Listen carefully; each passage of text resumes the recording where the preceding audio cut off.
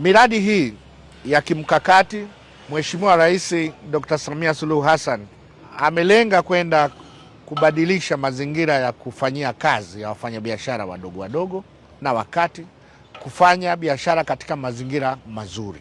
Ni mradi mkubwa utakaochukua wafanyabiashara wengi. Ukisikiliza maelezo ya namna mradi walivyo design utakuwaje, inafurahisha. Nimeona vizimba, niwapongeze kwa kasi ya kazi inavyoendelea. Mko 72% na mtakamilisha mwezi wa 11. Lakini mwisho wa yote nielekeze uongozi wa jiji, ni muda wa kuendelea kufuatilia watu waliokuwepo katika soko hili kwa majina, aina zao za biashara. Wao watapewa kipaumbele cha kwanza kama walivyoondoka. Hatutaki kuja kusikia huko baadaye.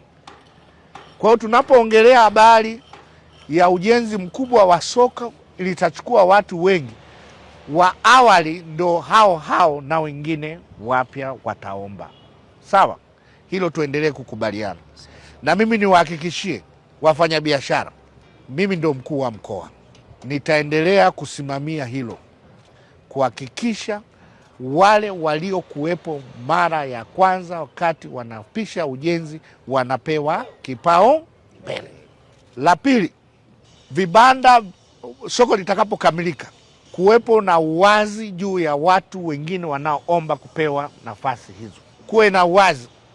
Ipo tabia ya watu, na wakati mwingine tunajisahau, watendaji wa serikali, kutaka maeneo ili kesho na kesho kutwa tuuze kwa watu wengine. Hapana. Na mtu anapoomba muwe mnajua huyu kweli ni mfanyabiashara. Lakini la tatu, kadri tunavyoendelea na ujenzi, endeleeni kupokea maoni namna ya uboreshaji kutoka kwa wafanyabiashara wenyewe. Mimi nilivyokuwa chini pale, nilivyogundua kwa haraka, wengi pia hawana information za kutosha. Yaani wameona pale vizimba, wanajua sisi wa nguo tutakaa wapi, sisi wa maduka wa vyombo tutakaa wapi. Anaanza kukiangalia kile kizimba, hapa ndo nitapanga vyombo. Kwa hiyo hebu kutaneni mara kwa mara kuwapa namna yanavyoendelea. Jamani, maduka, unaposema duka la nguo, duka la vyombo, kutajengwa maduka na yale manani ya kufungua. Nimeona nikiwa Dar es Salaam, soko la Kariakoo nimesimamia, leo limekamilika. Nimeenda Mwanza. Kwa hiyo wafanyabiashara wapo, maduka yanakuwepo, na wakati mwingine kupokea ushauri, kwa sababu mwisho wa yote tunataka soko, mradi huu uwe na furaha kwa watu wote, kwamba naam, ili soko sasa limetukomboa, mazingira ya kufanya biashara yametukomboa. La mwisho, pamoja na design, pamoja na maduka, hakikisheni kuwapanga wafanyabiashara, muwapange kwa aina ya biashara ili pawe na ushindani ulio sawa.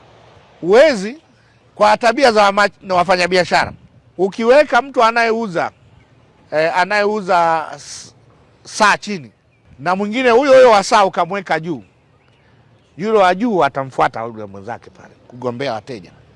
Kwa hiyo muangalie pia na aina ya biashara ziende. Wakifika kama ni maduka ya simu, watu wote waone duka la simu.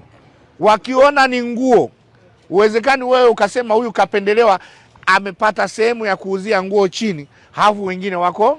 Hilo nalo muliangalie sana. Tunamshukuru rais wetu kwa kutenga fedha kwa ajili ya ujenzi wa soko hili, na tunaomba rai yako uliotoa kwamba tuwe tunashirikishwa hatua kwa hatua ili soko lilete furaha kama kauli yako ilivyosema. Mheshimiwa Mkuu wa Mkoa, tunaomba tukuahidi kwamba tutakamilisha kulingana na muda wa mkataba ambao tumepewa, na tunafanya kazi usiku na mchana kuhakikisha kwamba hizi kazi zote zinakamilika kwa wakati, lakini pia kwa ubora ambao unahitajika.